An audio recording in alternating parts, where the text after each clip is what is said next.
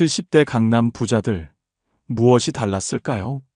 나이가 들수록 돈은 멀어지고 시간은 더 빨리 흐르는 것 같죠? 하지만 세상엔 70세가 넘어도 통장 잔고가 늘어나는 사람들이 있습니다. 그들은 특별한 재능이 있는 것도 큰 돈을 벌었던 것도 아닙니다. 단지 다르게 사는 법을 알았을 뿐입니다. 오늘은 70세에도 돈이 쌓이는 사람들의 5가지 비밀을 이야기하려 합니다.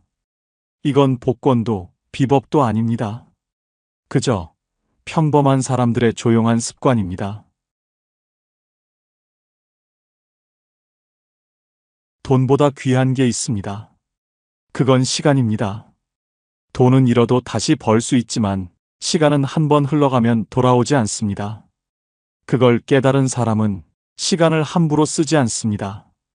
70세에도 돈이 모이는 사람은 하루를 허투루 보내지 않습니다. 그들은 TV를 켜기 전 한 번 더 생각합니다. 이 시간을 내가 정말 원하나? 이게 내 삶에 남는 걸까? 그 10초의 멈춤이 그들의 인생을 바꿔놓았습니다. 어느 70대 할머니의 이야기입니다. 그분은 매일 아침 5시에 일어납니다. 누가 시킨 것도 아닙니다. 그냥 습관이 되었습니다. 새벽은 조용해요.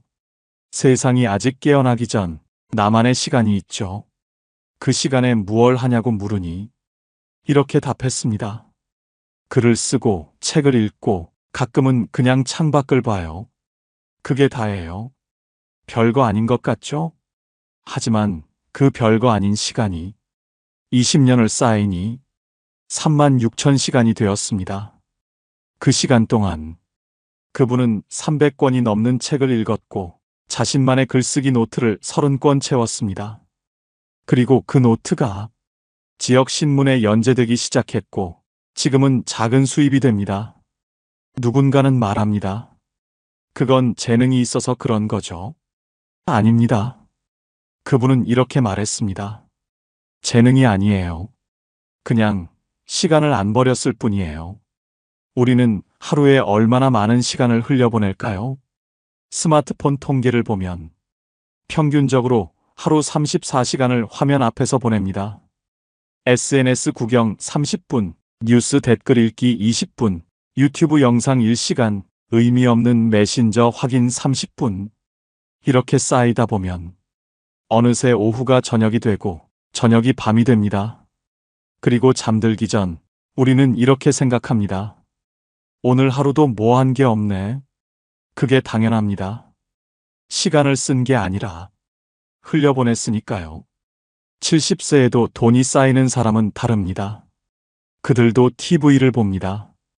유튜브도 봅니다. 쉬기도 합니다. 하지만 그 안에서도 선택을 합니다. 이 프로그램은 나를 웃게 하나? 이 영상은 내게 배움을 주나? 아니면 그냥 시간만 가는 건가? 그 질문 하나로 하루가 달라집니다. 그들은 TV 앞에 앉더라도 시간을 정해놓습니다. 30분만 보자. 이 프로그램 하나만 보자. 그리고 정말로 그 시간이 끝나면 리모컨을 내려놓습니다. 그 시간에 책을 읽고 공부를 하고 노트를 정리합니다. 산책을 하거나 가족과 이야기를 나눕니다. 그렇게 하루 30분씩 쌓은 게 1년이 되면 180시간, 10년이 되면 1800시간. 누군가는 흘려보냈을 1800시간이 누군가에겐 자산이 됩니다. 시간을 돈처럼 관리한다는 건 억지로 참는 게 아닙니다. 그건 방향을 정하는 겁니다. 돈도 마찬가지죠. 아무 계획 없이 쓰면 금방 사라집니다. 하지만 용도를 정해놓으면 같은 돈도 더 가치 있게 쓰입니다. 시간도 똑같습니다. 오늘 저녁엔 이 책의 50페이지를 읽겠어. 이번 주엔 글쓰기 3편을 마무리하겠어. 이렇게 작은 목표 하나만 있어도 시간은 흐르지 않고 쌓입니다. 그리고 그 쌓인 시간이 언젠가 지식이 되고 지혜가 되고 결국 돈으로 이어집니다. 어떤 분은 이렇게 말합니다. 나는 이미 늙었어요. 지금 시작해봤자 뭐가 달라질까요? 그런데 그 말을 하는 순간에도 시간은 흐릅니다. 1년 뒤에도 당신은 같은 말을 할 겁니다. 이제 와서 뭐가 달라지겠어? 하지만 만약 오늘부터 하루 30분만 다르게 쓴다면 1년 뒤엔 180시간의 차이가 생깁니다. 그 180시간은 누군가에겐 그냥 사라진 시간이지만 누군가에겐 새로운 배움이 됩니다. 70세에도 통장에 돈이 쌓이는 사람들이 자주 하는 말이 있습니다. 나는 돈보다 시간을 관리했다. 그랬더니 이상하게 돈이 따라왔다. 이 말은 거짓이 아닙니다. 시간을 모은 사람은 결국 지식을 갖게 되고 지혜를 갖게 되고 그 지혜는 다시 돈으로 이어집니다. 그들은 시간을 투자로 봅니다. 아침 30분을 공부에 투자하면 그게 나중에 수입이 됩니다. 저녁 1시간을 정리에 투자하면 그게 나중에 여유가 됩니다. 반대로 시간을 그냥 흘려보내면 아무것도 남지 않습니다. TV, 유튜브, 스마트폰을 멀리하라는 말이 아닙니다. 단지 그 안에서도 선택을 하라는 겁니다. 무의미한 1시간 대신 의미 있는 30분을 만드는 사람. 그가 결국 부자가 됩니다. 시간 관리도 재테크입니다. 그리고 그건 지금 이 순간부터 시작할 수 있습니다. 당신이 이 글을 읽는 이 순간에도 시간은 흐르고 있습니다. 그 시간을 어떻게 쓸지는 당신의 선택입니다. 지금부터라도 당신의 시간을 돈처럼 아끼세요. 하루는 길지 않지만 그 하루가 쌓이면 인생이 됩니다. 시간은 가난한 사람에게나 부자에게나 똑같이 24시간입니다. 차이는 단 하나, 그 시간을 어떻게 쓰느냐입니다. 오늘 당신이 흘려보낸 30분이 10년 뒤 당신의 통장을 바꿉니다. 시간을 존중하는 사람은 결국 돈도 존중받습니다. 그리고 그런 사람의 노후는 결코 초라하지 않습니다. 시간을 아끼는 사람이 결국 인생을 얻는다. 이 한 문장을 기억하세요. 당신의 70세는 오늘 이 시간에서 시작됩니다. 진짜 부자는 은행 잔고보다 신뢰 잔고를 더 중요하게 여깁니다. 돈은 결국 사람에게서 오기 때문이죠. 70세에도 통장에 돈이 쌓이는 사람들은 인맥을 쌓지 않습니다. 대신 신뢰를 쌓습니다. 그들은 이익보다 관계를 먼저 생각합니다. 한 번의 거래보다 평생의 인연을 택합니다. 한 70대 사업가의 이야기입니다. 그분은 작은 철물점을 운영했습니다. 40년을 한 자리에서요. 누군가 물었습니다. 요즘 대형마트도 많은데 어떻게 장사가 되십니까? 그분은 웃으며 답했습니다. 손님이 아니라 이웃이 오니까요. 무슨 뜻일까요? 그분은 물건만 파는 게 아니었습니다. 손님의 이름을 기억했고 집 사정을 알았고 필요한 걸 먼저 챙겨줬습니다. 아, 김 선생님 댁 수도꼭지 교체하신다고 했죠? 이거 하나 더 가져가세요. 예비용으로. 박 사장님, 요즘 허리 안 좋으시다며? 이 공구는 가벼워서 편하실 거예요. 작은 관심 하나하나가 사람의 마음을 움직였습니다. 그래서 그 동네 사람들은 조금 비싸더라도 그 철물점에 갔습니다. 왜냐면 거기엔 믿음이 있었으니까요. 그분은 이렇게 말했습니다. 나는 물건을 파는 게 아니라 신뢰를 팔았어요. 그 신뢰가 쌓이고 쌓여서 40년 동안 장사가 이어졌고 지금도 매달 안정적인 수입이 들어옵니다. 사람이 곧 연금이다. 이 말은 농담이 아닙니다. 우리는 착각합니다. 인맥이 많으면 성공한다고요. 하지만 70세에도 돈이 쌓이는 사람은 명함을 모으지 않습니다. 100명의 아는 사람보다 10명의 믿는 사람을 택합니다. 그들은 사람을 만날 때 이 사람이 내게 뭘 줄까가 아니라 내가 이 사람에게 뭘 줄까를 먼저 생각합니다. 그 작은 차이가 관계의 질을 바꿉니다. 이웃에게 따뜻하게 인사하고 지인에게 약속을 지키고 감사 인사를 먼저 건넵니다. 저번에 도와주셔서 정말 감사했어요. 덕분에 일이 잘 풀렸습니다. 이런 말 한마디가 사람의 마음에 오래 남습니다. 언뜻 사소해 보이지만 이런 행동 하나하나가 신뢰 자산을 쌓는 일입니다. 반대로 자기 이익만 챙기는 사람도 있습니다. 필요할 때만 연락하고 도움받으면 잊어버리고 약속은 가볍게 여깁니다. 나중에 한번 밥 먹자. 이 말만 100번 하고 정작 실천은 한 번도 안 합니다. 그런 사람은 사람이 떠나갑니다. 처음엔 몰라도 시간이 지나면 사람들이 알아챕니다. 저 사람은 필요할 때만 찾는구나. 저 사람 말은 믿을 수 없어. 그렇게 신뢰가 무너지면 아무리 능력이 있어도 기회가 오지 않습니다. 돈은 편한 곳으로만 갑니다. 불편한 사람, 믿기 힘든 사람, 약속을 안 지키는 사람, 그런 사람에게는 누구도 일을 맡기지 않고 투자하지 않고 협력하지 않습니다. 반대로 신뢰를 주는 사람에게는 자연스럽게 기회가 찾아옵니다. 이 일 좀 맡아줄 수 있어요? 같이 한번 해보실래요? 소개해드릴 분이 있는데 이런 제안들이 조용히 들어옵니다.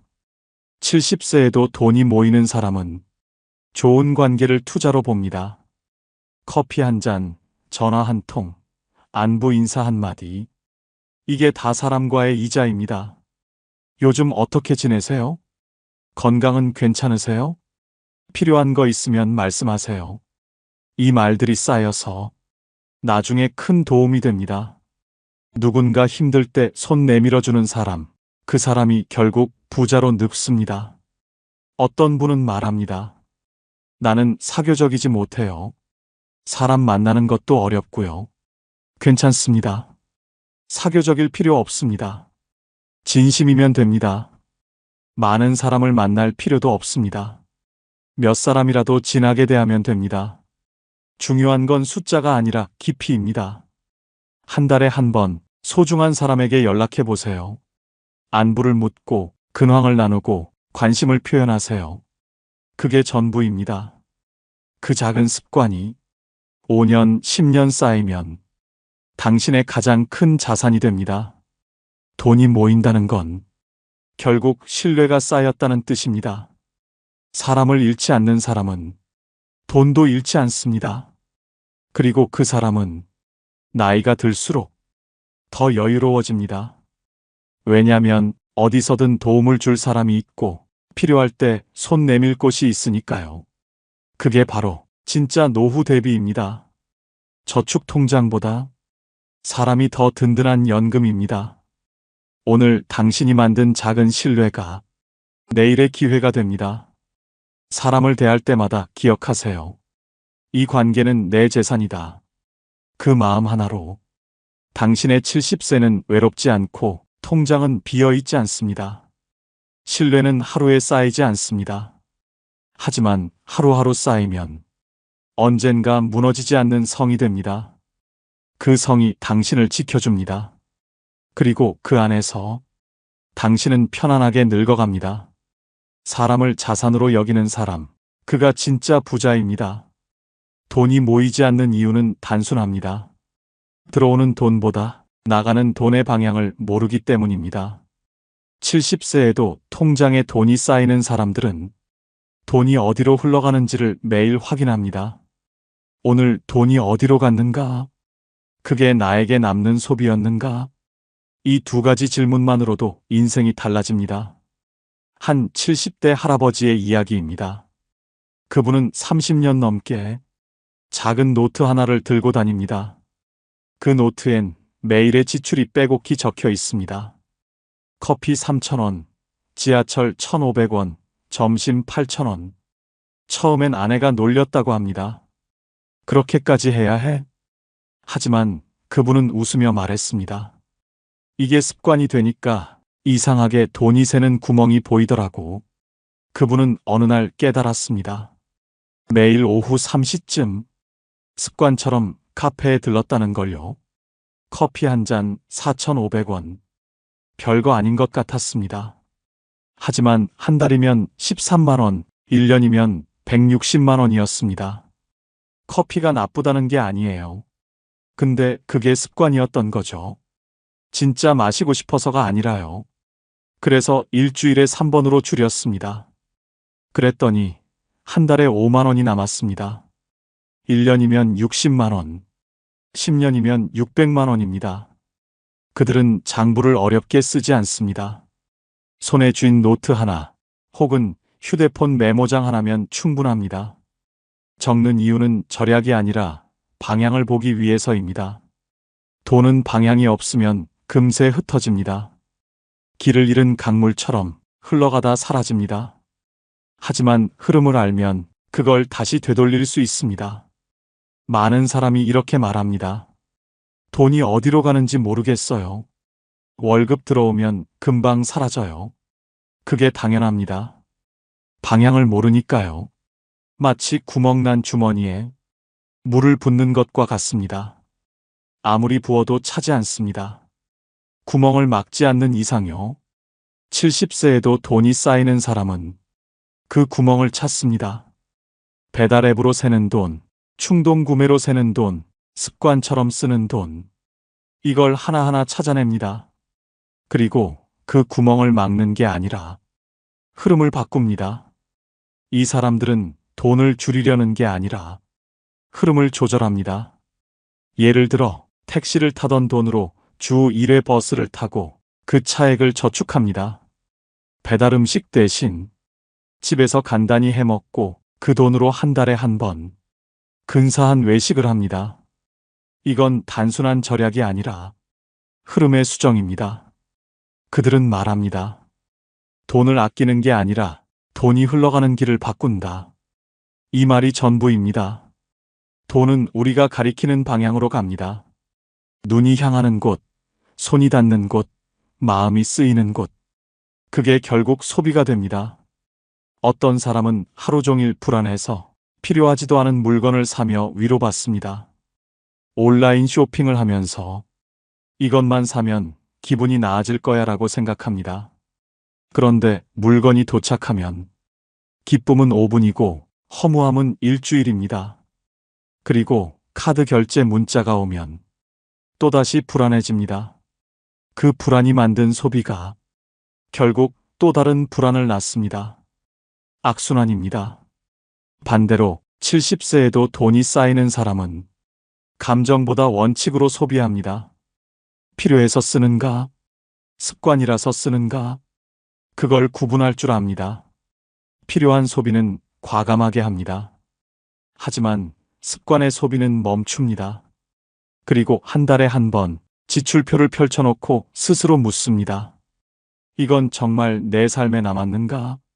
남지 않는 소비는 버리고 남는 소비는 늘립니다.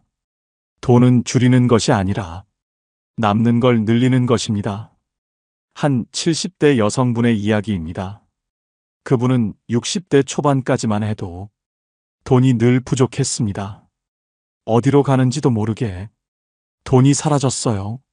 그러다 어느 날 친구의 권유로 가계부를 쓰기 시작했습니다. 처음엔 귀찮았습니다. 이걸 왜 해야 하지? 하지만 한 달 뒤 충격을 받았습니다. 마트에서 쓴 돈이 월 40만 원. 그런데 그중 절반이 할인한다고 산 물건이었습니다. 필요 없는 물건, 먹지도 않는 식재료, 쓰지도 않는 생활용품. 나는 할인에 속았던 거예요. 그 뒤로 그분은 바꿨습니다. 장을 보러 가기 전 메모를 합니다. 오늘 필요한 것만 산다. 그리고 마트에서도 그 메모만 봅니다. 할인 팻말이 아니라 자기 메모를 봅니다. 그랬더니 마트 지출이 절반으로 줄었습니다. 한 달에 20만 원, 1년이면 240만 원입니다. 그들은 더 이상 절약이라는 단어를 쓰지 않습니다. 대신 조율이라고 부릅니다. 마치 악기를 조율하듯 지출도 소리의 균형을 맞추는 일입니다. 한쪽이 너무 크면 깨지고 너무 작으면 울림이 없습니다. 돈이 모이는 사람은 이 균형의 소리를 압니다. 그들은 결국 돈을 감정이 아닌 흐름으로 봅니다. 이건 써야 할 때 쓰는 돈이다. 이건 흘려보내야 돌아오는 돈이다. 그 기준이 분명합니다. 그래서 위기 때도 흔들리지 않습니다. 누군가 지갑을 닫을 때 그들은 어디에 돈을 써야 하는지를 압니다. 방향을 아는 사람은 언제나 길을 잃지 않습니다. 그리고 그 길의 끝엔 늘 여유가 있습니다. 돈이 모이는 사람과 새는 사람의 차이는 지식이 아닙니다. 방향입니다. 오늘부터 시작해 보세요. 작은 노트 하나, 휴대폰 메모장 하나면 충분합니다. 오늘 커피 4,000원, 점심 9,000원. 그렇게 적는 순간 당신은 돈의 흐름을 보게 됩니다. 그리고 그 흐름이 당신의 통장을 바꿉니다. 당신의 돈이 어디로 흘러가는지 오늘 단 한 번이라도 적어보세요. 그 순간부터 당신의 통장은 다른 길을 걷게 됩니다. 돈은 방향을 아는 사람에게만 머뭅니다. 그리고 그 사람의 70세는 결코 불안하지 않습니다. 돈이 모이는 사람과 늘 부족한 사람의 차이는 단 한 가지, 쓰는 이유가 다릅니다. 누군가는 감정 때문에 쓰고 누군가는 목적 때문에 씁니다. 둘 다 돈을 쓰지만 결과는 정반대입니다. 이건 그냥 나를 위한 보상이에요. 오늘 힘들었으니까 이 정도는 괜찮겠죠? 이 말 우리도 자주 하지 않나요? 퇴근길 편의점에서 필요 없는 과자를 집어들고 온라인 쇼핑몰에서 장바구니를 채우고 새벽에 결제 버튼을 누릅니다. 그 순간엔 기분이 좋습니다. 이 정도 쓸 수 있지. 하지만 다음 날 아침 카드 문자를 보면 묘한 허무함이 밀려옵니다. 왜 샀지? 이게 필요했나? 이게 바로 감정의 소비입니다.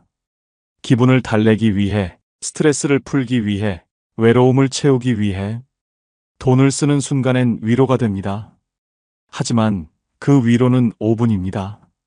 물건은 남지만 기쁨은 사라집니다. 그리고 다시 공허함이 찾아옵니다. 하지만 70세에도 돈이 쌓이는 사람은 다릅니다. 그들은 지갑을 열기 전에 단 한 번 스스로에게 묻습니다.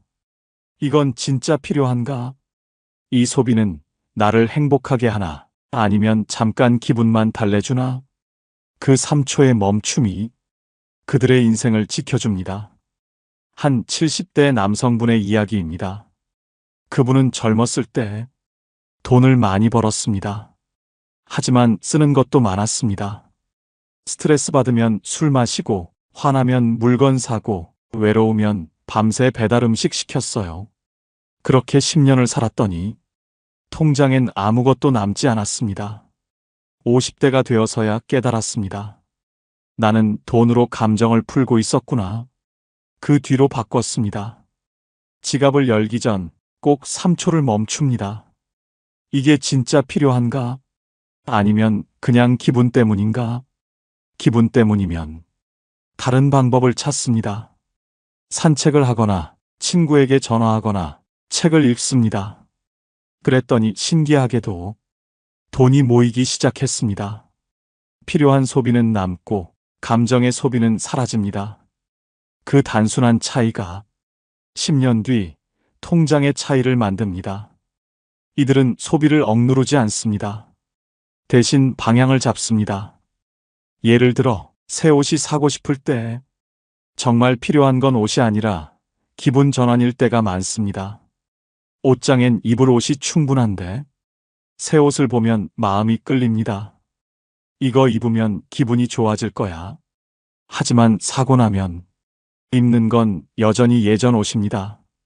새 옷은 옷장 한 구석에 걸려 태그를 단 채로 1년을 보냅니다. 70세에도 돈이 모이는 사람은 이걸 압니다. 그래서 새 옷이 사고 싶으면 일단 멈춥니다. 내가 정말 원하는 게 뭐지? 옷이 아니라 변화를 원한다면 헤어스타일을 바꾸거나 가까운 공원을 걷습니다. 그 짧은 시간 덕분에 지출도 줄고 마음도 가벼워집니다. 돈을 모으는 사람은 참는 사람이 아닙니다. 구분할 줄 아는 사람입니다. 그들은 돈을 감정의 배출구로 쓰지 않습니다. 돈을 도구로 씁니다. 돈은 내가 통제해야 할 것이지 기분이 통제하게 두면 안 된다.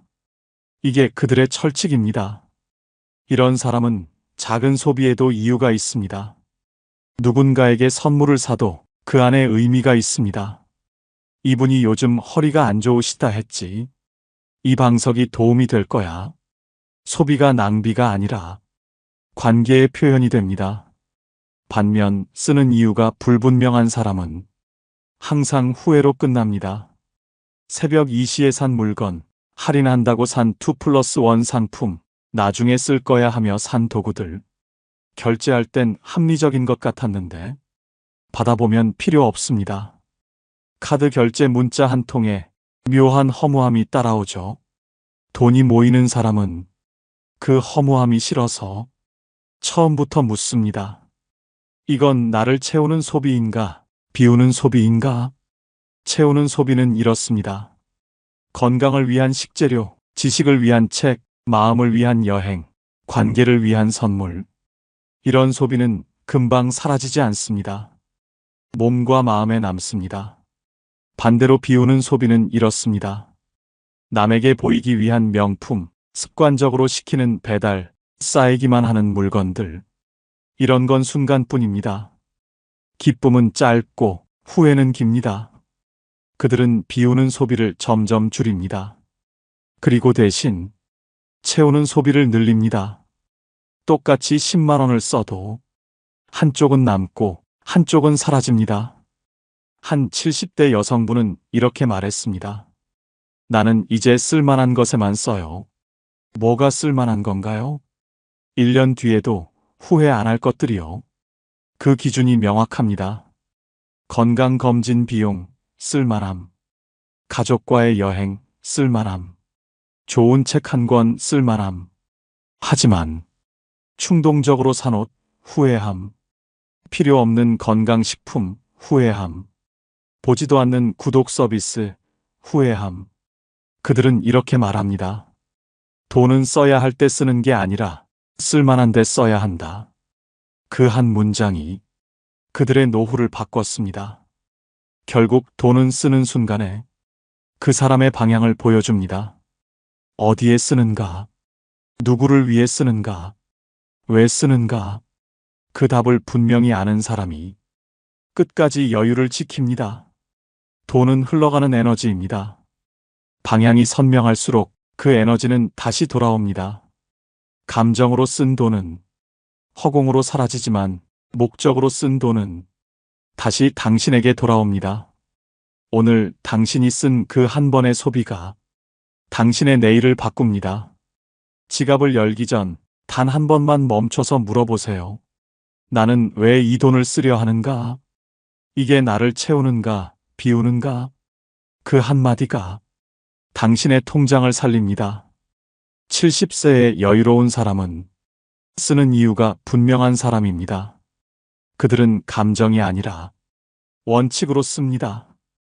그래서 쓰고도 후회하지 않고 아껴도 불행하지 않습니다. 그 균형이 진짜 부자를 만듭니다. 오늘부터 당신도 그 균형을 찾아보세요. 3초의 멈춤이면 충분합니다. 돈이 모이는 사람들의 마지막 공통점, 그건 나누는 마음입니다. 많은 사람이 이렇게 말합니다. 있는 사람이나 베푸는 거지.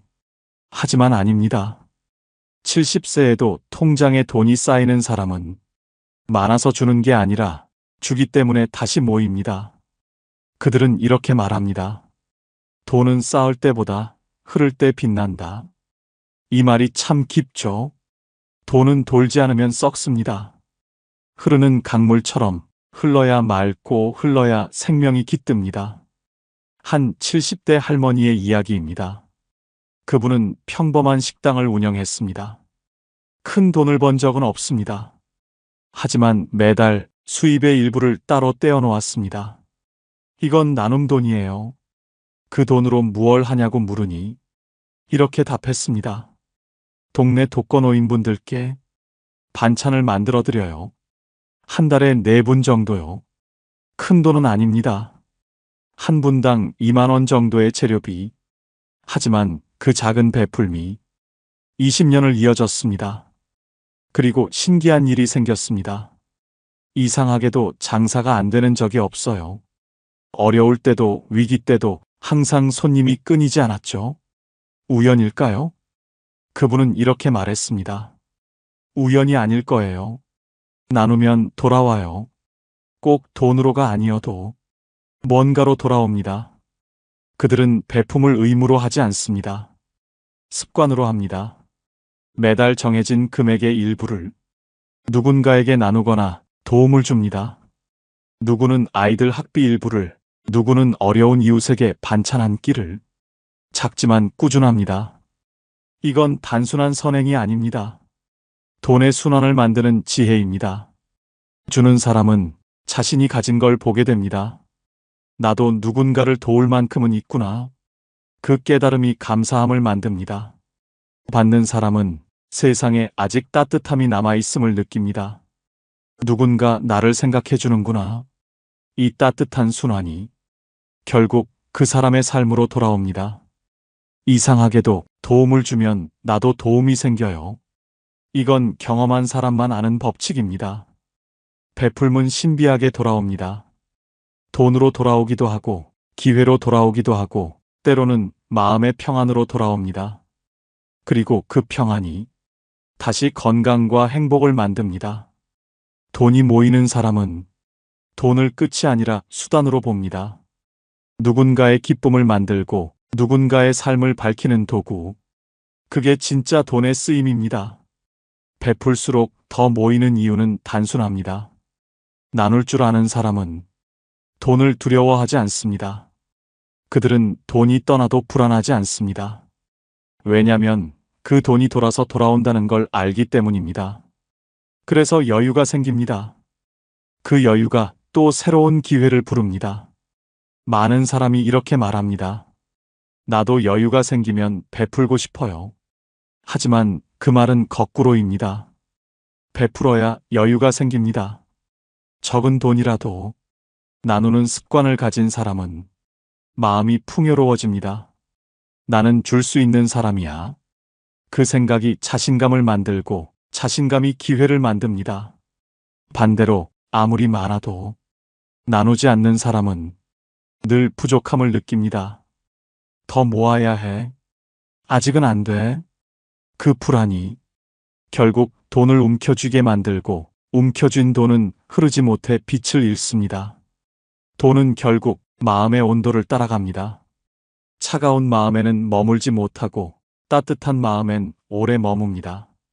70세에도 돈이 쌓이는 사람은 따뜻한 사람입니다. 그 따뜻함이 결국 복이 됩니다.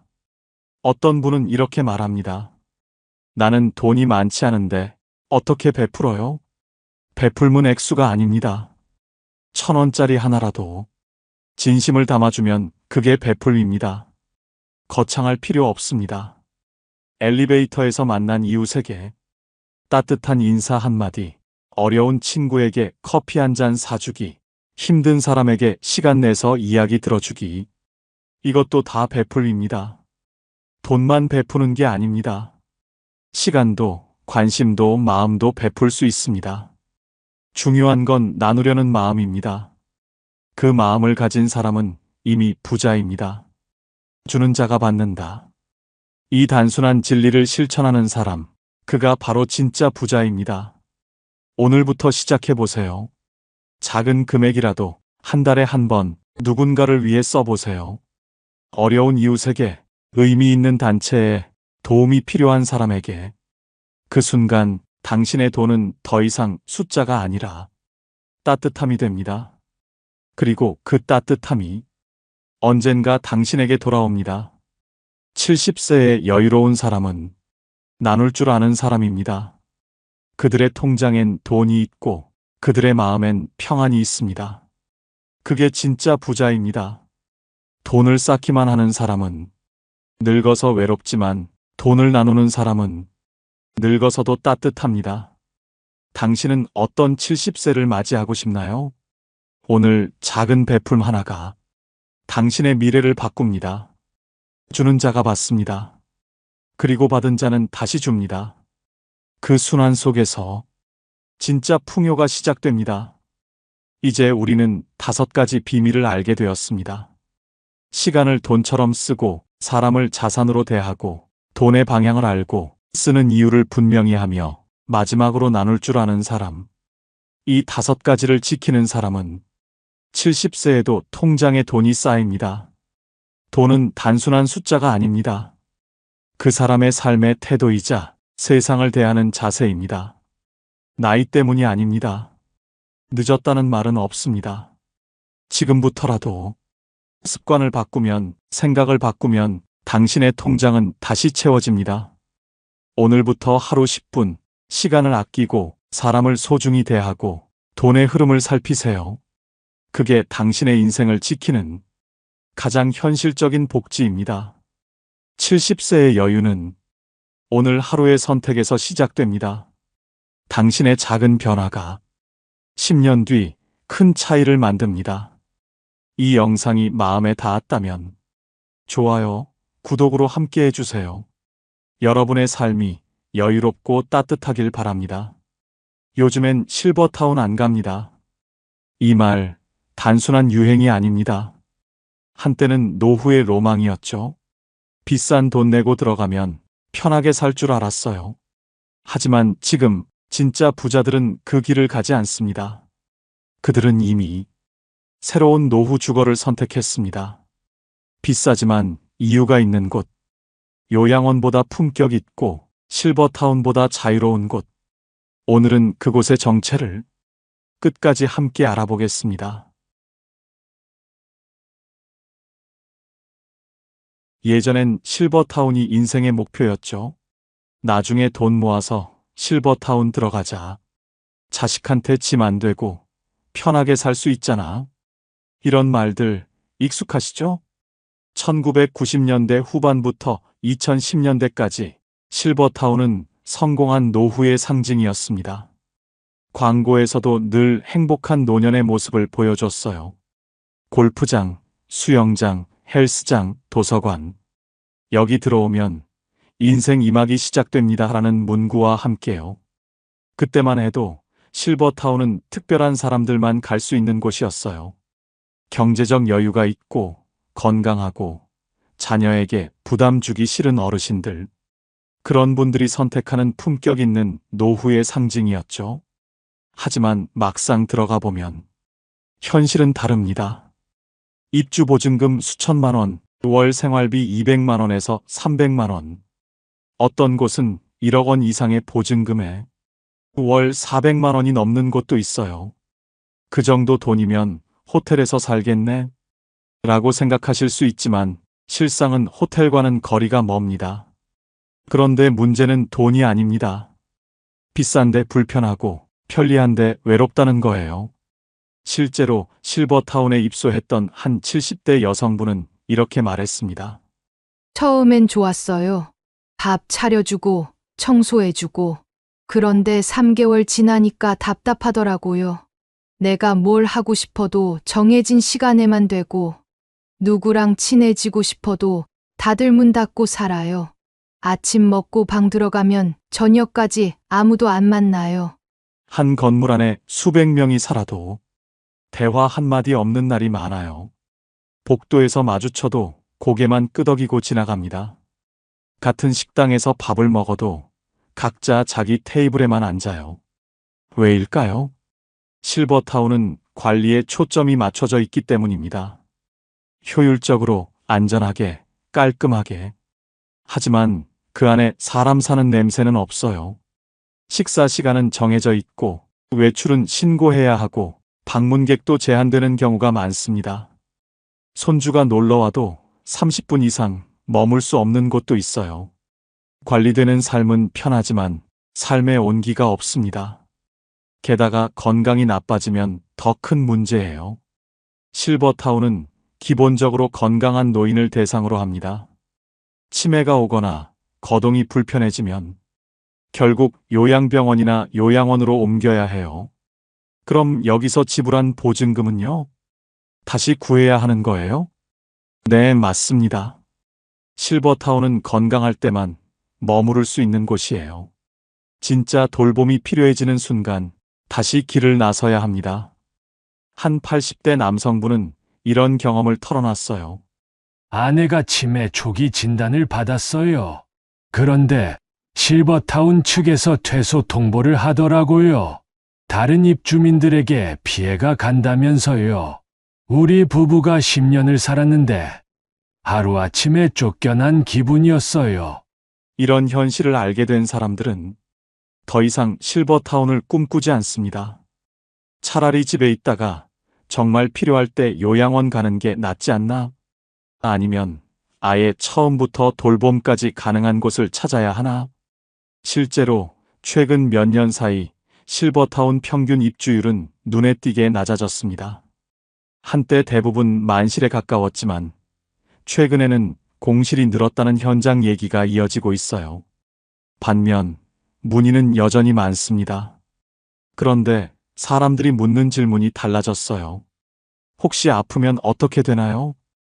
요양 서비스도 있나요? 치매 걸려도 계속 있을 수 있나요? 이 질문들은 실버타운이 답할 수 없는 질문들이에요. 바로 이 지점에서 새로운 선택지가 등장하기 시작했습니다. 요즘 어르신들은 달라요. 이제는 요양보다 자립을 원합니다. 1950년 60년대생, 즉 지금의 60대 70대는 이전 세대와 확실히 다릅니다. 이분들은 한국의 경제 성장을 이끈 세대예요. 스스로 결정하고 일하고 성취해온 분들이죠. 대학 진학률도 높고 해외여행도 다녀왔고 인터넷도 쓸 줄 알아요. 그래서 나이가 들었다고 해서 누군가에게 관리당하는 삶을 원하지 않아요. 돌봄은 필요하지만 내 생활은 내가 지키고 싶다. 자식에게 부담 주기 싫지만 외롭게 살긴 싫다. 도움은 받되 의존하고 싶진 않다. 이런 마음이 커지면서 새로운 형태의 노후 주거가 주목받고 있습니다. 실제로 최근 설문조사에 따르면 65세 이상 노년층의 78%가 자립적인 생활을 유지하면서도 필요시 돌봄을 받을 수 있는 주거 형태를 원한다고 답했습니다. 그리고 이들이 가장 두려워하는 건 존엄의 상실이었어요. 내가 치매 걸리면 어떡하지? 거동이 불편해지면 자식들한테 짐이 되는 거 아냐? 요양원 가면 사람 취급도 못 받는다던데. 한 70대 남성분은 이렇게 말했습니다. 형이 요양원에 있어요. 한 달에 한 번 면회 가는데 갈 때마다 마음이 아파요. 형은 평생 회사 임원이었거든요. 그런데 거기선 그냥 302호 환자예요. 밥 먹여주고 기저귀 갈아주고. 물론 직원들이 최선을 다하는 거 알아요. 근데 나는 저렇게 살고 싶지 않더라고요. 이런 두려움 속에서 노년층이 원하는 건 명확해졌습니다. 첫째, 독립된 공간. 나만의 방, 나만의 화장실, 나만의 시간. 단체 생활이 아니라 개인 생활이 보장되는 곳. 아침에 일어나서 커피 한 잔 마시고, TV 보고, 책 읽고, 이런 소소한 일상이 가능한 곳 말이에요. 둘째, 선택 가능한 돌봄. 아플 때, 필요할 때만 도움받고, 평소엔 내가 원하는 대로 살 수 있는 곳. 오늘은 밥 안 먹고 싶어요 라고 말할 수 있고, 오늘은 방 청소 안 해도 돼요 라고 할 수 있는 자유. 셋째, 품격 있는 환경. 요양원처럼 환자 취급받지 않고 한 사람의 어른으로서 존중받는 곳. 이름이 아니라 호칭으로 불리고 식사도 병원식이 아니라 일반 가정식처럼 나오는 곳. 넷째, 커뮤니티. 혼자 있고 싶을 땐 혼자 있을 수 있지만 외로울 땐 사람을 만날 수 있는 곳. 억지로 프로그램에 참여하지 않아도 되지만 원하면 함께할 수 있는 사람들이 있는 곳. 이 네 가지를 동시에 충족하는 곳, 과연 존재할까요? 많은 사람들이 말했습니다. 그런 곳이 있으면 얼마나 좋겠어요. 근데 현실적으로 불가능하죠. 그럼 호텔이나 다름없는데 그런 곳이 어디 있어요? 하지만 불가능하지 않았습니다. 혼자 살아도 안전하고 필요할 땐 돌봄이 연결되고 무엇보다 내 공간이 보장되는 곳. 이미 그런 곳이 만들어지고 있었고 사람들은 조용히 그러나 빠르게 그곳으로 향하고 있었습니다. 문제는 아직 아는 사람이 많지 않다는 것. 그리고 알아도 어디에 있는지 찾기 어렵다는 것. 하지만 오늘 여러분은 그 정보를 정확히 알게 될 겁니다. 그리고 이 정보는 여러분의 부모님 혹은 여러분 자신의 앞으로의 20년에서 30년을 완전히 바꿀 수 있는 정보입니다. 이런 공간이 있다고 하면 얼마나 비싸길래? 하고들 묻습니다. 맞아요. 싸지 않습니다. 월 200만 원대부터 많게는 400만 원 이상. 일반 요양원의 3배에서 4배 수준이에요. 실버타운과 비슷하거나 오히려 더 비싼 곳도 있습니다. 그런데도 대기자가 늘어나고 있습니다. 최근 1년에서 2년 사이 새 입소 문의가 몇 배로 늘었다는 얘기가 많고 일부 시설은 대기 인원이 수십 명에 달한다는 답변을 받기도 합니다. 도대체 왜? 그냥 비싼 요양원 아닌가? 아닙니다. 이곳은 요양원과는 차원이 다릅니다. 왜일까요? 돈이 있어도 자식 곁에 얹혀 살기 싫고 실버타운은 답답하고 요양원은 품격이 없다는 거예요. 한 입소자, 가족부는 이렇게 말했습니다. 어머니가 파킨슨병 진단을 받으셨어요. 집에서 모시기엔 저희 부부가 맞벌이라 힘들고 요양원은 어머니 자존심이 허락 안 하시더라고요. 실버타운도 알아봤는데 병이 있으니 안 받아주더라고요. 그러다 이곳을 알게 됐어요. 어머니가 직접 보시고 여기라면 괜찮겠다고 하셨어요. 진짜 부자들이 이곳을 선택하는 이유, 크게 세 가지입니다. 첫째, 존엄이 지켜집니다. 이곳은 사람을 환자 번호로 부르지 않아요. 김 여사님, 박 사장님처럼 존칭을 씁니다. 식사도 병원식이 아니라 일반 가정식이고 원하면 와인 한 잔도 마실 수 있어요. 방 안에는 본인이 쓰던 가구를 가져올 수도 있고 가족 사진을 벽에 걸 수도 있습니다. 이게 작은 차이 같지만 엄청난 차이예요. 한 80대 남성분은 이렇게 말씀하셨습니다. 평생 일하면서 모은 게 돈만은 아니거든요. 자존심도 있고 품위도 있어요. 그런데 요양원 가면 그게 다 사라져요. 여긴 달라요. 나를 한 사람으로 대해줘요. 둘째, 건강 상태가 변해도 계속 살 수 있습니다. 실버타운의 가장 큰 문제점 기억하시죠? 건강이 나빠지면 나가야 한다는 것.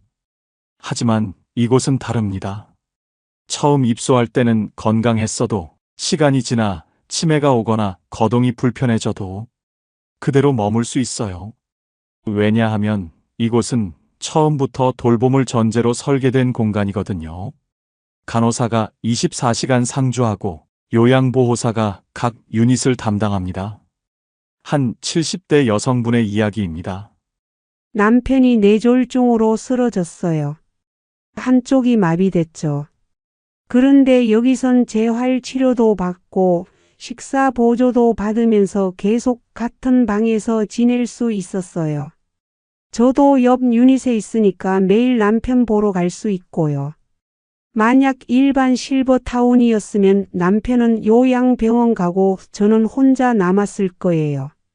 셋째, 가족에게 죄책감을 주지 않습니다. 자식들은 부모를 모시고 싶어도 현실적으로 어려워요. 맞벌이 부부가 대부분이고 육아와 일을 병행하기도 벅찹니다. 그렇다고 부모를 요양원에 모시면 주변에서 자식이 불효한다는 소리를 듣기 쉽죠. 하지만 이곳은 다릅니다. 어머니, 좋은 곳에 계시네요. 시설 정말 깔끔하고 좋던데요? 오히려 주변에서 부러워합니다. 자식들도 떳떳하게 말할 수 있어요. 우리 엄마 유니트 케어에 계셔. 한 40대 딸의 말입니다. 처음엔 죄책감이 들었어요. 엄마를 시설에 보낸다는 게. 근데 엄마가 더 행복해 보이세요. 당신만의 공간도 있고 친구도 생기고 아플 때 바로 간호받을 수 있으니까요. 저도 매주 찾아뵙는데 엄마가 오히려 너무 자주 오지 말고 내일이나 해라고 하세요. 그래서 사람들은 묻습니다. 도대체 그곳이 어디야? 어떻게 들어가? 우리 부모님도 보낼 수 있을까? 지금부터 그 해답을 알려드리겠습니다. 그곳의 이름, 바로 유니트 케어입니다. 혹시 처음 들어보셨나요? 당연합니다. 아직 우리나라에서는 생소한 개념이거든요. 유니트 케어는 한마디로 개인 맞춤형 고급 요양주거입니다.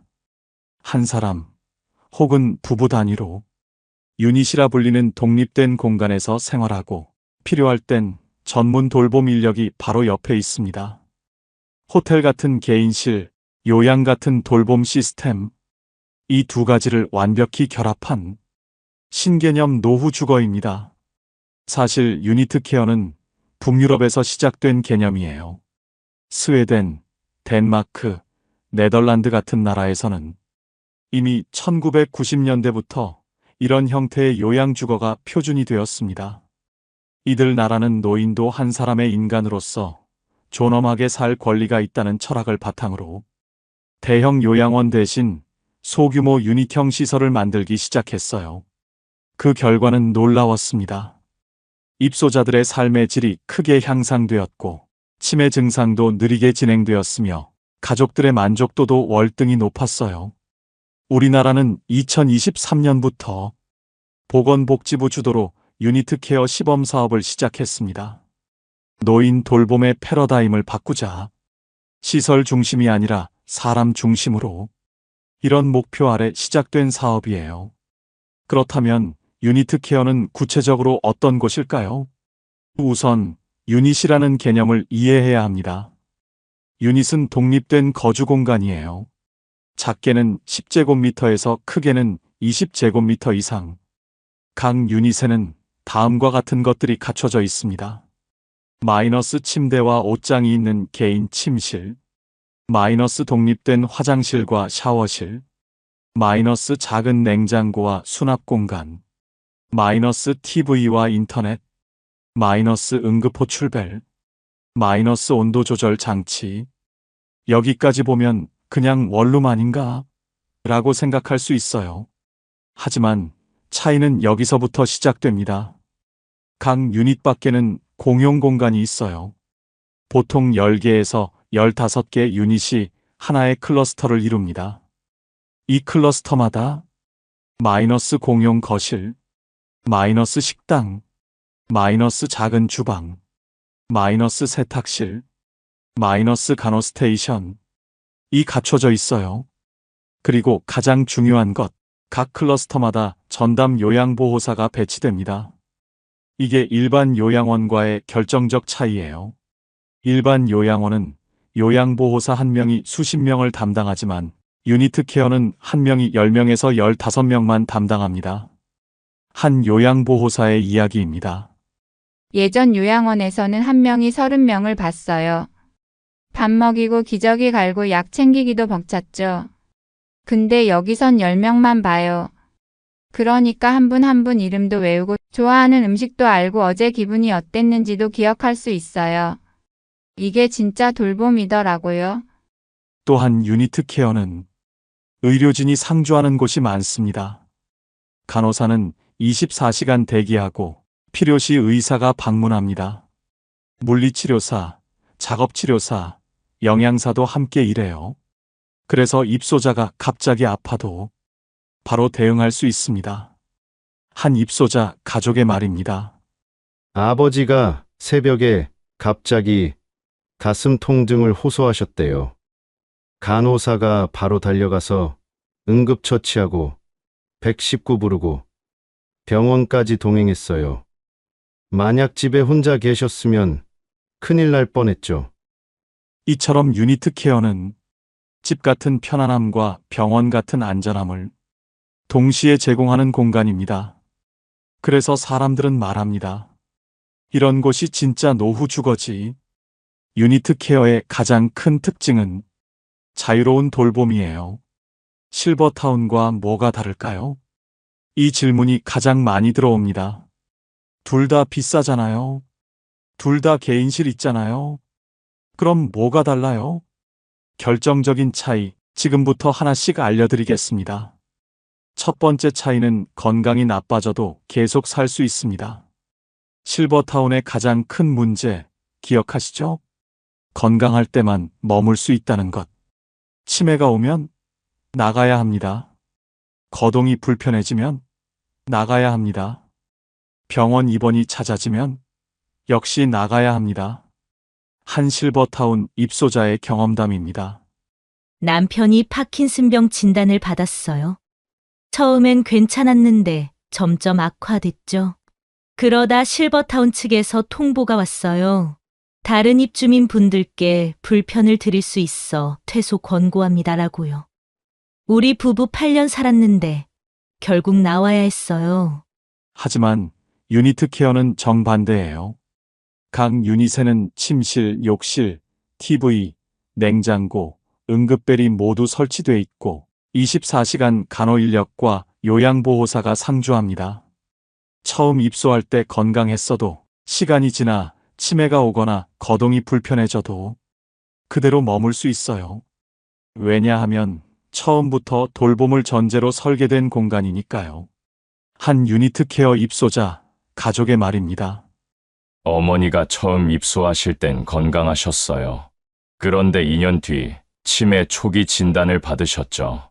저희는 이제 다른 데로 옮겨야 하나 걱정했는데 시설 측에서 괜찮습니다. 저희가 끝까지 모시겠습니다라고 하더라고요.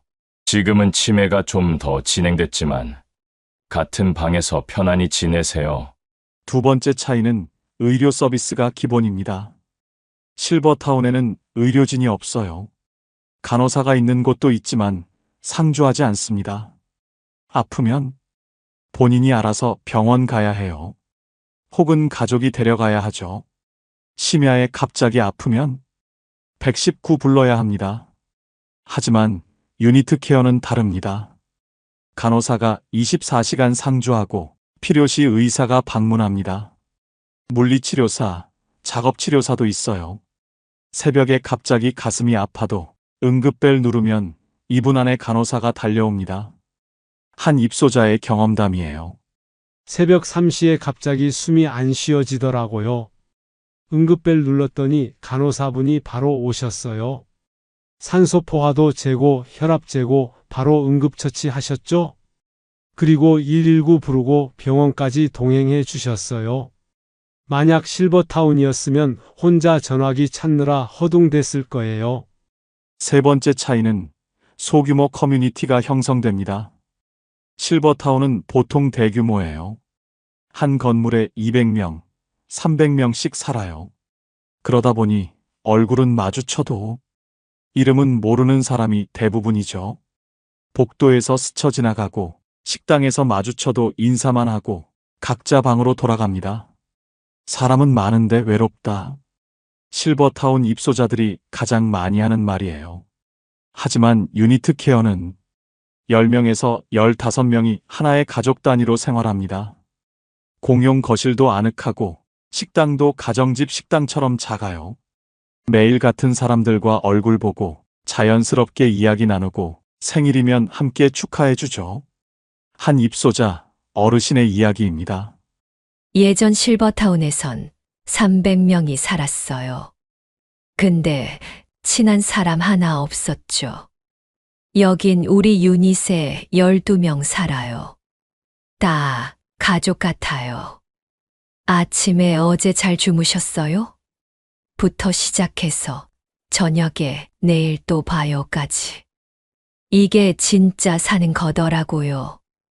네 번째 차이는 돌봄 강도를 선택할 수 있습니다. 실버타운은 기본적으로 자립을 전제로 해요. 밥 차려주고 청소해주는 건 기본이지만 개인 간병이나 돌봄은 별도 비용이에요. 그것도 아주 비쌉니다. 개인 간병사를 쓰려면 하루 10만 원에서 15만 원, 한 달이면 300만 원에서 450만 원이 추가로 듭니다. 하지만 유니트 케어는 돌봄이 기본 서비스예요. 요양보호사가 각 유닛을 담당하고 필요한 만큼 도움을 받을 수 있어요.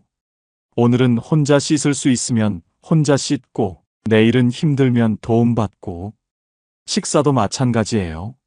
식당에서 혼자 먹을 수 있으면 식당에서 먹고, 힘들면 방으로 가져다 드리고, 더 힘들면 식사 보조까지 해드려요. 한 요양보호사의 말입니다. 어르신들 상태가 매일 달라요. 오늘 건강하셔도 내일 컨디션이 안 좋을 수 있거든요. 그래서 저희는 매일 체크해요. 오늘은 어떠세요? 혼자 하실 수 있으세요? 필요한 만큼만 도와드리죠. 이게 진짜 맞춤 돌봄이에요. 실버타운은 기본 비용 외에 추가 비용이 정말 많아요. 개인 간병 따로, 병원 동행 따로, 특식 먹고 싶으면 또 따로, 특수 세탁도 따로예요. 월 300만 원 낸다고 끝이 아니에요. 여기저기 추가하다 보면 어느새 400만 원, 500만 원 훌쩍 넘어가죠. 그런데 유니트 케어는 기본 비용의 대부분 포함되어 있어요. 하루 세 끼 식사에 간식까지 세탁, 청소, 생활 지원, 기본 간호, 요양 보호까지요. 물론 의료비나 특수 치료는 별도지만 일상적인 돌봄은 거의 다 포함이에요. 이게 바로 실버타운 대신 유니트 케어를 선택하는 이유입니다. 나이 들어도 품격 있게 살고 싶고, 아파도 쫓겨나지 않는 곳에서 살고 싶고, 돌봄은 받되 혼자만의 공간은 지키고 싶은 거죠. 이 모든 걸 충족하는 곳, 그곳이 바로 유니트 케어입니다. 유니트 케어는 단순한 요양시설이 아닙니다. 개인 맞춤 돌봄을 중심으로 한 새로운 노년 주거 모델이에요. 그런데 모든 유니트 케어가 똑같지는 않아요. 크게 세 가지 유형으로 나뉘는데요.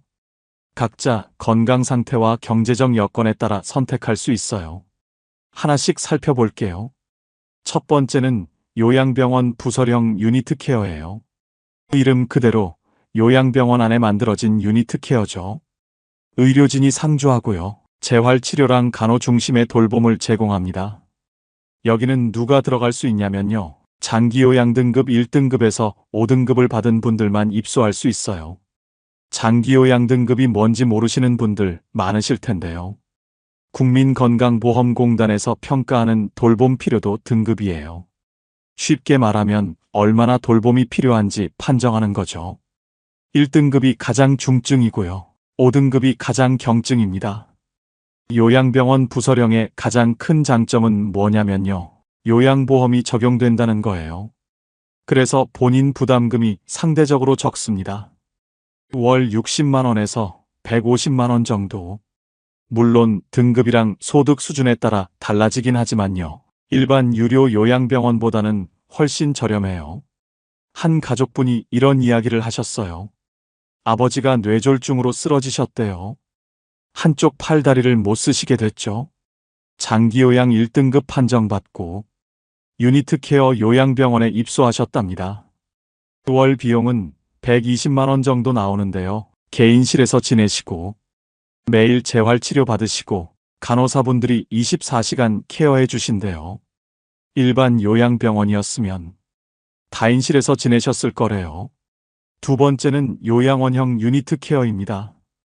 이건 일상생활은 가능한데 돌봄이 필요한 어르신들을 위한 형태예요.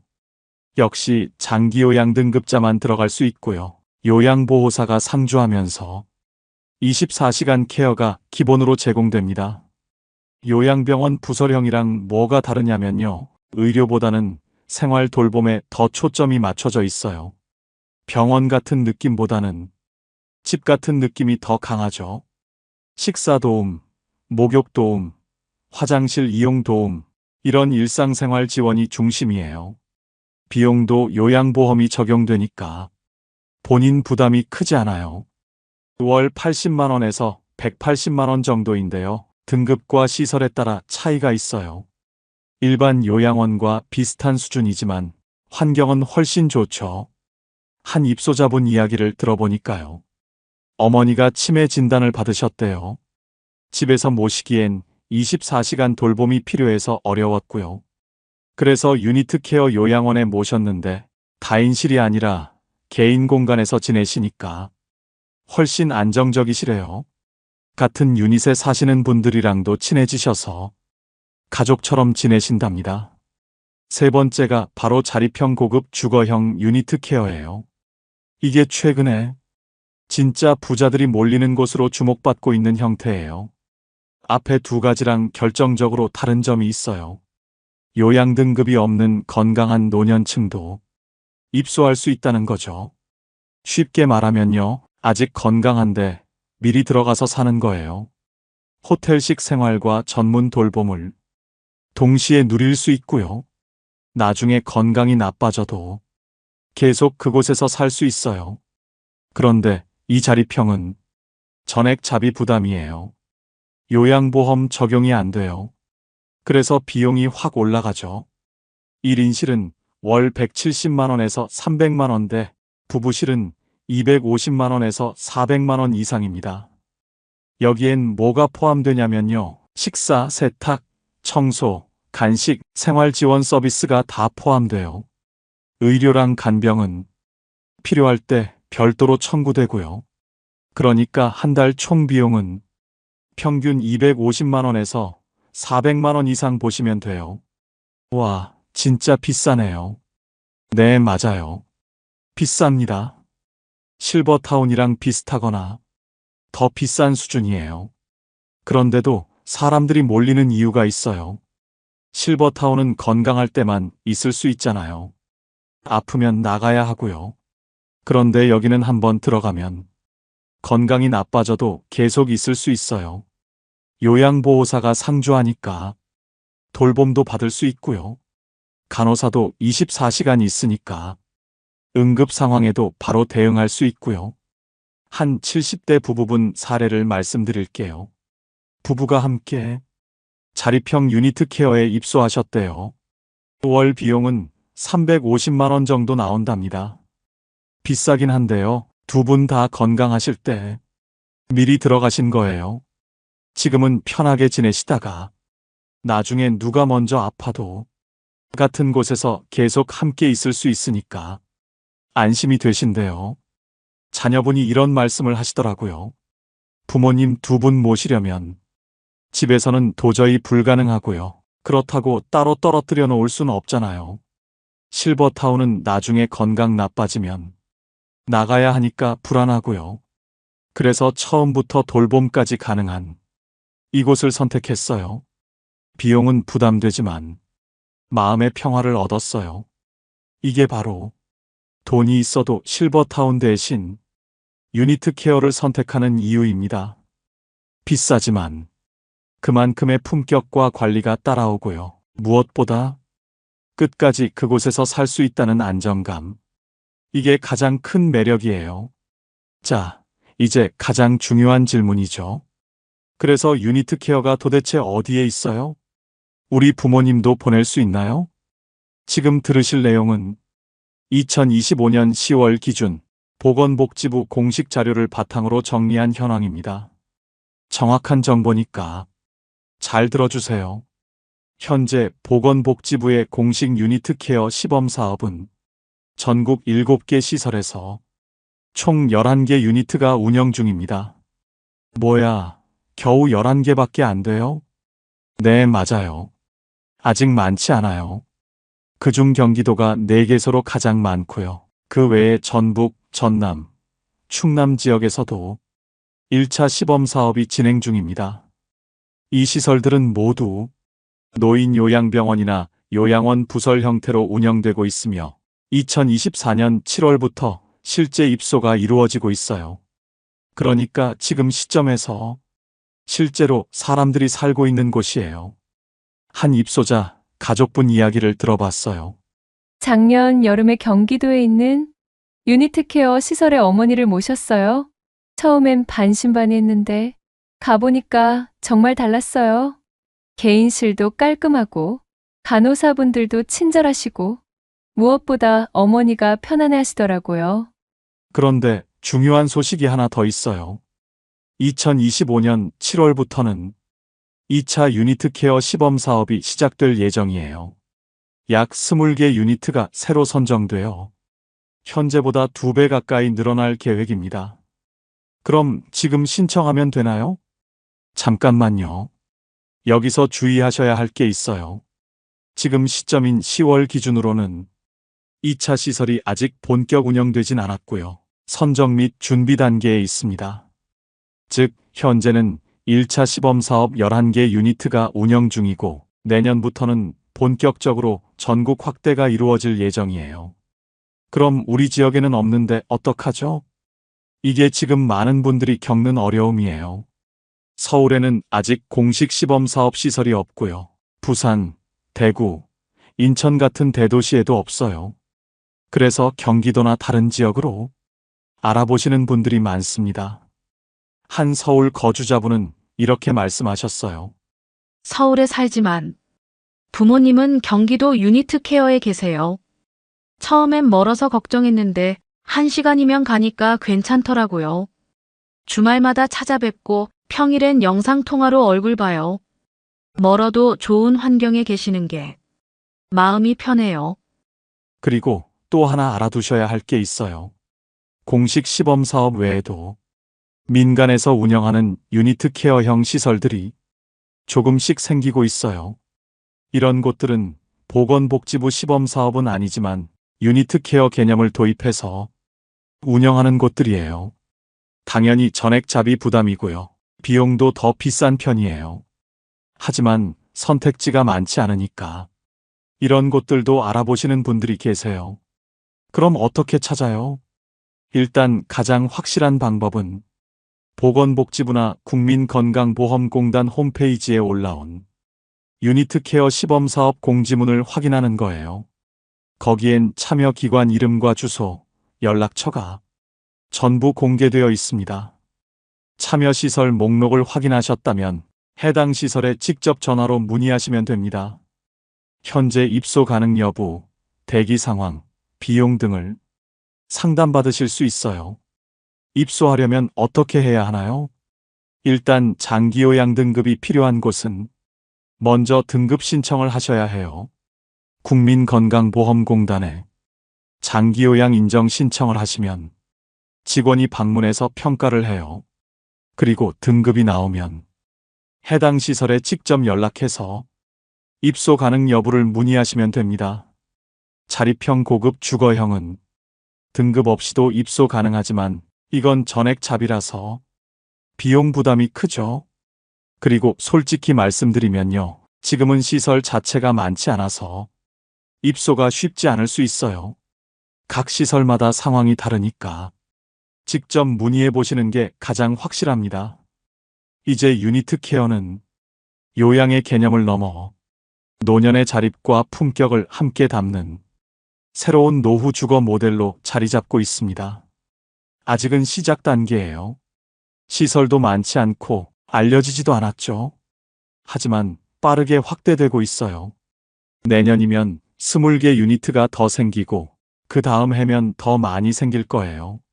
지금은 경기도, 전북, 전남, 충남 이 지역들에만 있지만 머지않아 전국 어디서나 유니트 케어를 선택할 수 있는 날이 올 거예요. 그때가 되면 노후의 기준이 완전히 바뀔 겁니다. 실버타운이 아니라 유니트 케어. 이게 새로운 표준이 되는 거죠. 유니트 케어는 단순한 시설이 아닙니다. 돌봄, 자립, 품격. 이 세 가지를 동시에 지키는 노년의 새로운 주거예요. 지금까지 우리는 노후를 준비할 때 항상 선택을 강요받았어요. 집에서 자식과 살 것인가, 시설로 갈 것인가, 편안함을 택할 것인가, 자유를 택할 것인가. 이 모든 게 양자택일의 문제였죠. 하지만 이제는 달라졌습니다. 유니트 케어는 이 모든 걸 함께 가질 수 있는 곳이에요. 실버타운보다 비싸지만 그만큼 삶의 질이 다릅니다. 예전엔 노후가 버티는 시간이었어요. 건강 버티고, 외로움 버티고, 자식한테 짐 안 되려고 버티고. 하지만 이제는 누리는 시간이 되어야 해요. 나이가 들어도 나로 살 수 있는 시간. 유니트 케어가 제시하는 건 바로 이런 노후예요. 물론 아직 갈 길이 멉니다. 전국에 겨우 11개 유니트밖에 없으니까요. 하지만 시작이 중요합니다. 10년 전만 해도 1인실 요양원은 상상도 못했어요. 5년 전만 해도 유니트 케어라는 말조차 몰랐어요. 그런데 지금은 보건복지부가 직접 나서서 새로운 모델을 만들고 있어요. 시범 사업이 성공하면 더 많은 시설이 생길 거예요. 5년 후, 10년 후에는 유니트 케어가 요양시설의 표준이 될 수도 있어요. 유니트 케어는 가족 관계도 바꿔놓습니다. 의무가 아니라 사랑으로, 짐이 아니라 존중으로. 부모님은 편안하게 지내시고, 자녀는 죄책감 없이 찾아뵐 수 있고, 이게 모두가 행복한 새로운 노후의 모습이에요. 결국 선택의 문제예요. 어떤 노후를 원하느냐, 어떤 삶을 살고 싶으냐. 유니트 케어는 그 선택지 중 하나를 제시합니다. 완벽하진 않지만 가장 진보적인 선택지. 아직 부족하지만 계속 발전하고 있는 선택지. 그리고 머지않아 우리 모두가 선택할 수 있는 표준이 될 선택지. 요즘엔 실버타운 안 갑니다. 진짜 부자들이 몰리는 이유, 이제 아시겠죠? 비싼 이유가 분명한 곳, 유니트 케어. 돌봄이 필요해도 품격은 포기하지 않는 삶. 나이가 들어도 나로 살 수 있는 삶. 그게 바로 새로운 노후의 기준입니다. 유니트 케어가 모든 문제의 해답은 아닙니다. 비용도 부담스럽고 시설도 아직 많지 않고 지역도 제한적이죠. 하지만 분명한 건 이게 올바른 방향이라는 거예요. 10년 후, 20년 후, 우리가 나이 들었을 때는 지금보다 훨씬 더 많은 선택지가 있을 겁니다. 그리고 그 선택지 중 하나는 분명 유니트 케어일 거예요. 오늘 이 영상이 여러분의 선택에 조금이라도 도움이 되었길 바랍니다. 부모님을 위해서든 본인을 위해서든 미리 알아두는 것만으로도 충분히 가치가 있으니까요. 새로운 노후, 이제 선택할 수 있습니다. 오늘 영상이 도움이 되셨다면 좋아요와 구독 부탁드립니다. 여러분의 노후가 품격 있고 행복하기를 바랍니다. 감사합니다.